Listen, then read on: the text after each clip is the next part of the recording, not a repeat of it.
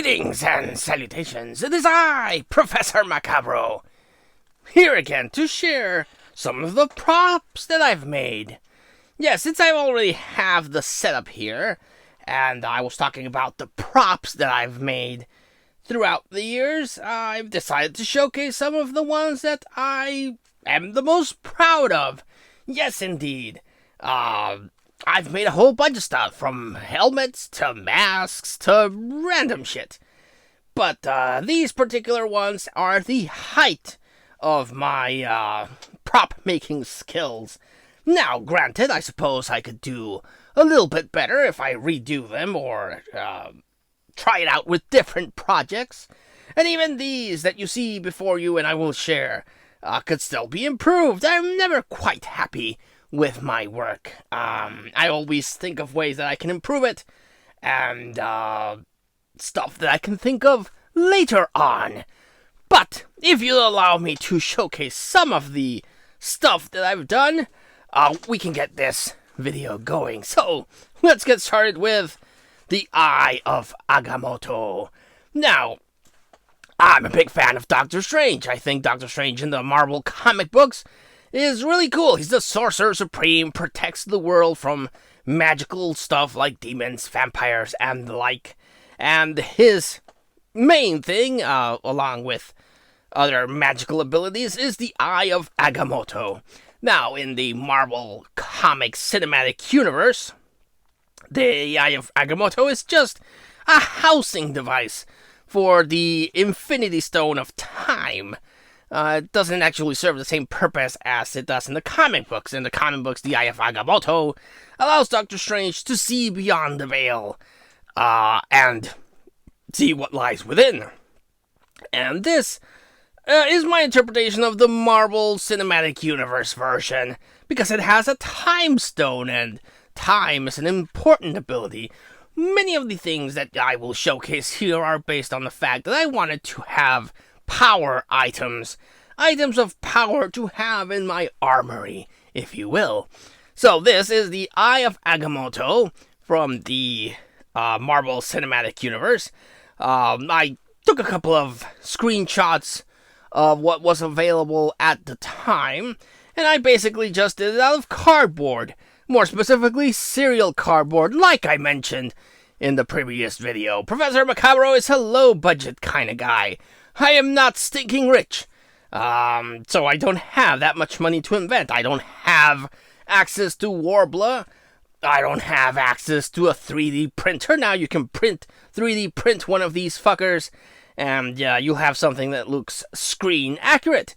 But Professor Macabro has none of that, so I've had to think up of ways to make the stuff that I want to own. And again, you can find things, if you have a 3D printer, you can find files to 3D print one of these fuckers that actually opens, looks really badass. You can even buy official replicas that look pretty cool, but this is what I made, and I think it looked pretty cool. It doesn't open up like some of the 3D printed stuff. It's just a standalone costume piece that I have, and like I said, it's made out of cereal box cardboard.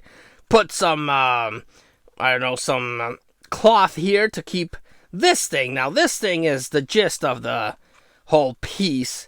It's one of these clip LED light things that I found at Walmart. Takes 3 AAA batteries, put that sucker in there, and then just made the frame. The front part is just foam. Like I said, foam is very versatile. You can use foam to make pretty much a whole bunch of stuff. Now, a lot of people prefer Warbler, but I don't have access to Warbler. I have foam, craft foam, and this is just a piece of wire that I found somewhere. I haven't actually finished painted black. So I just cut out the pieces. Now, recently, I bought, a while back, a wood-burning tool. So now I can actually burn in a couple of more details into this. I can either take this apart, burn the design a little better, and start over, or I can just do another one. Eye of Agamotto version 2.0, if you will. But, yes, just basically foam. I took a little knife and I started dribbling the pieces here. And this is just layered. This is a piece of cardboard as a base. Then I put a piece of foam here and then the designs. And a couple of more pieces of foam to layer it out. And painted it all with some gold and then just dry brushed it a little bit here and there. And I put a little stone, a green stone here to represent the time stone. And why I use this thing is because you click it. Short-circuiting a bit. One of my gremlins, unfortunately, dropped it. And there we go. And it lights up. Quite well, if I do say so myself. These things you can find, well, I found them at Walmart. They're super cheap, cost me about $1, $2 at the most, if I remember right. 3 AAA batteries, and then there you go. You click the center stone, and it lights up. And it looks actually pretty cool at nighttime or in the dark. This thing lights up very well. I would like to go back, because again, I'm never happy with my own work. I would like to go back, take these pieces apart, and now that I have the wood burner tool, when you are burning foam, however, always use a mask or do it outside.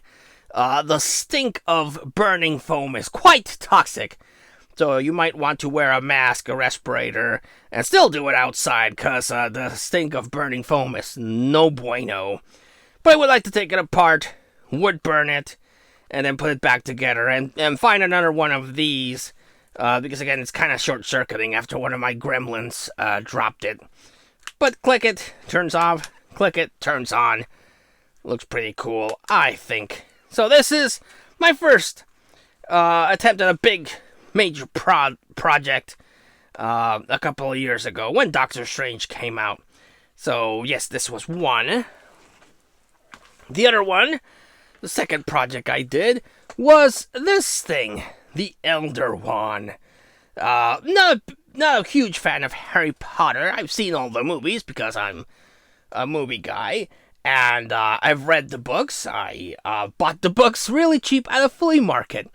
The whole thing was there hardcover at a flea market. I was like, well, it's super cheap. Why not own it? And the main thing of the Harry Potter universe is the Elder Wand. The the Deathly Hallows. It's a stone that recalls the dead, an invisibility cloak, but I'm attracted to objects of power. And the biggest one is the Elder Wand, a magical wand forged by death itself. And if that doesn't scream Professor Macabro, I don't know what will. And supposedly it's a magical wand, the most powerful wand in all of the Harry Potter universe. And how I achieved this little thing, believe it or not, is through chopsticks. I took 2 chopsticks. I am very obsessive-compulsive when it comes to my props. I do the best I can with the skill that I have, but I do try to get it as screen-accurate as I can. I looked online, and there's a description of the Elder Wand of how long its length is, and the like. So I took 2 chopsticks, literally 2 chopsticks, cut them a little bit so they're the right length, and then just these little details that the Elder Wand has, is basically just silicone hot glue.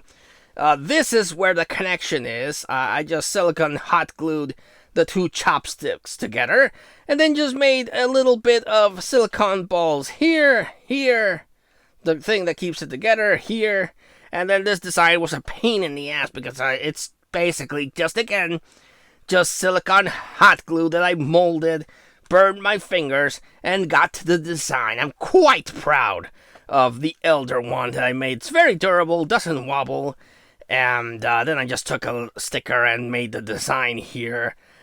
But very, I think, very screen accurate. Made the little holes with a chopstick while the silicone was still hot. Again, be very careful when you're working with hot silicone glue. It will burn you very gnarly. But again, I suffer for my craft, and I am very happy with the way that this turned out. The Elder Wand. So I can do magic. And again, I like objects of power, which is why I made the Time Stone, Eye of Agamotto, and the Elder Wand. The next project I did recently as a couple of years ago, was the Necronomicon Ex Mortis from Evil Dead. I like the Necronomicon. It's a tool of power. So, how did I achieve this, you might ask? Well, this is basically just one of those university-style notebooks. Just a bunch of notebooks here.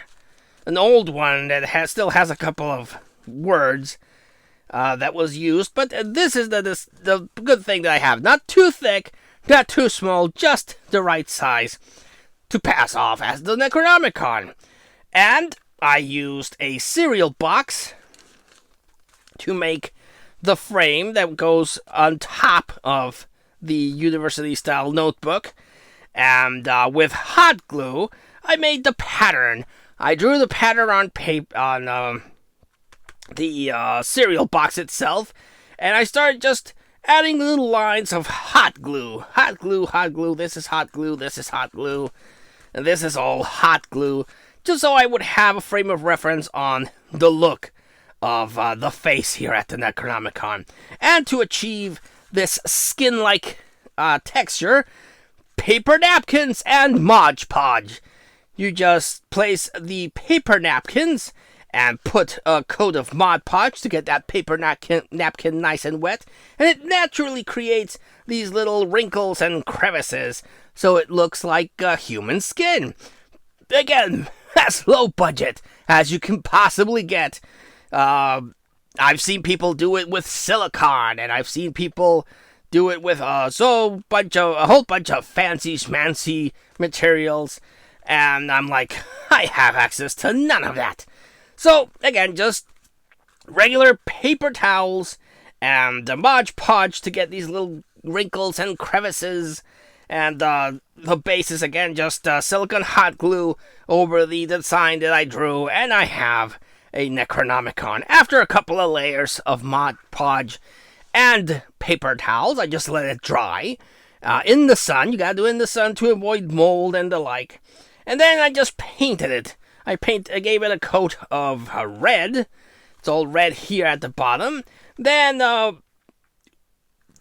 a little bit of brown. Just dry brushing it with brown.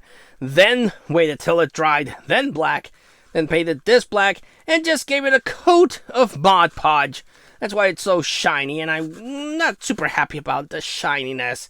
I might have to dry brush it again with a little coat of a mixture of black, brown, and red. But other than the brightness, I think it turned out pretty good. Then I just printed out a couple of screenshot images of the book from the Necronomicon and went over it with a red marker or a pen in some cases, and got the images.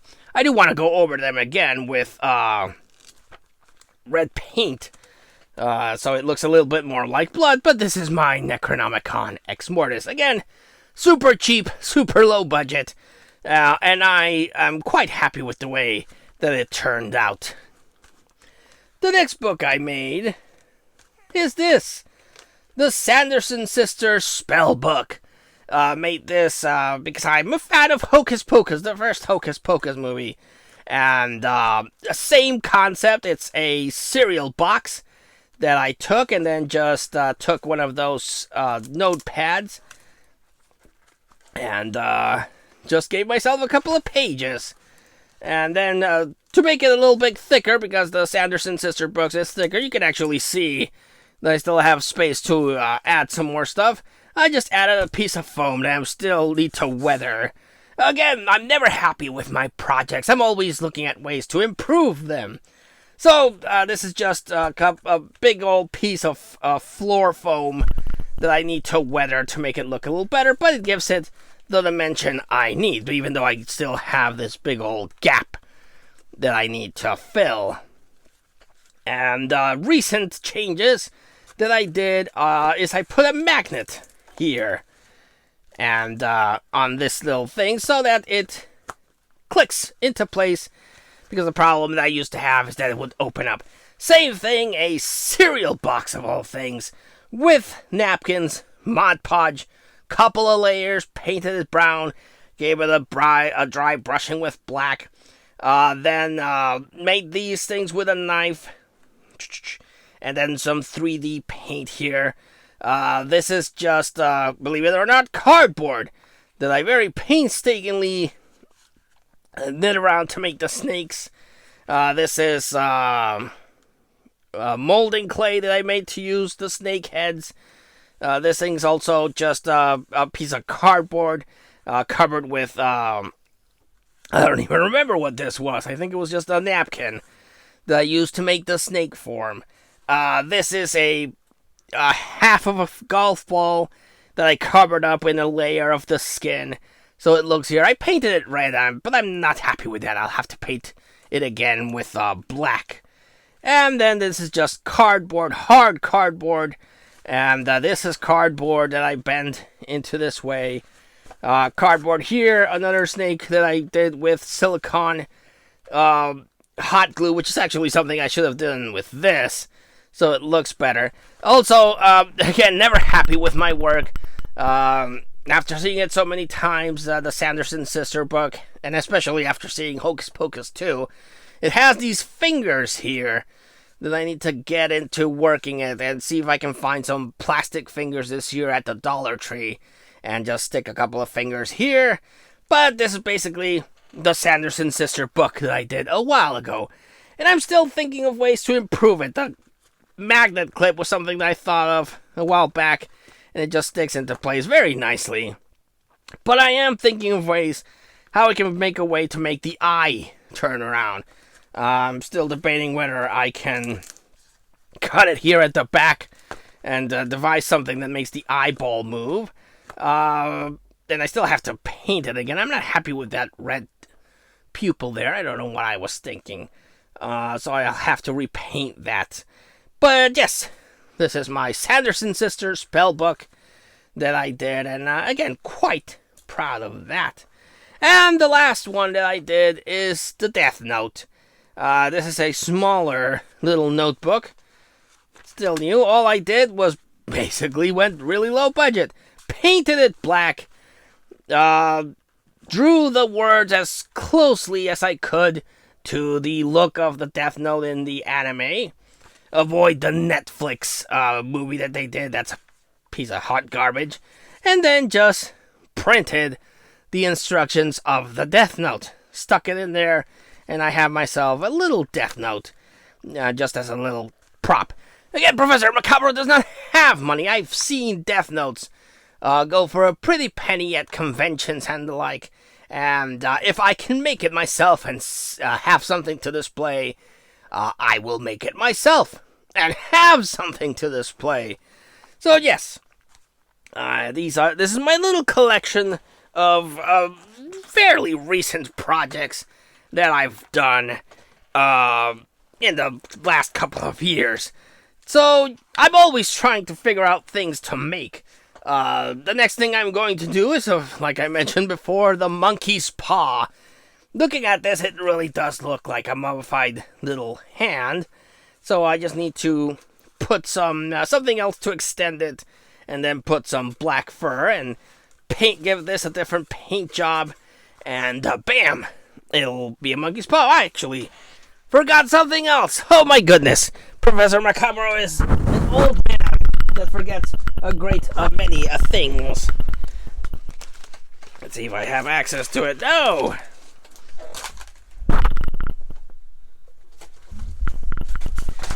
I apologize for that. I suppose I should cut and just start over again.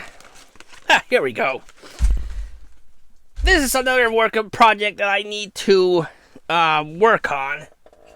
But you can find these type of masks at any dollar store. This is the first attempt at making a Jason mask. As you can see, the holes do not line up, but I did originally have some chevrons here, and but the holes don't line up. The chevrons are still remnants of the chevron are still there. So I was just thinking of making holes now that I have that woodcutter. But later on, I found a proper hold mask, and I just put the chevrons here, which make it look a little better. This is a blood splattered version, but I would like to get another one of these and make the axe hole from part 3 when Jason gets the axe in the head and there's a gnarly gash here. Now that I have that woodcutter tool, I can spruce all of this up and make it look properly. But this is also a prop that I redesigned from its original purpose. I bought the mask as is, and then I just put the chevrons. I do want to grime it up a little better, even though I actually do like the blood splatter that this one has. This was part of my Jason costume from last year, and Zombie Jason. But I would like to get another one and get the axe here and have a part 4 looking mask, which Friday the 13th part 4 is my favorite of the Jason series. But this is another one that I'm still a work in progress. But for that Halloween costume, it worked out pretty cool. Everyone was really blown away by my Jason costume. So yes, this is another project I have to share. Like I said, pretty low budget. Just take things that already exist and try to adapt them as best as I can to make these Halloween or horror movie props. So, just wanted to share these things that I've made. Again, I do want to finish making the wish-granting monkey's paw this year. And I would like to take a crack at making the Evil Dead remake version of the Necronomicon, as well as Evil Dead Rises version of the Necronomicon. Just have to figure out a way to make the teeth that and get the proportions right for that. But let me know what you think of these little prop projects that I've done. If you have any questions on the specific ways that I went about it, and you think these type of videos are interesting, I can go and remake a lot of these projects and share you step by step how I did them, so you can make your own. But let me know in the comments down below. And again, if you people dig this type of thing, I will share the work of progress of the monkey's paw as well as those 2 versions of the Necronomicon I want to do. So let me know if you think that's a good idea for a video. Until I see you all again, this has been Professor Macabro, thanking you for your time and for indulging me in sharing these things that I've made. And until I see you all next time, I wish you, like always, a good evening.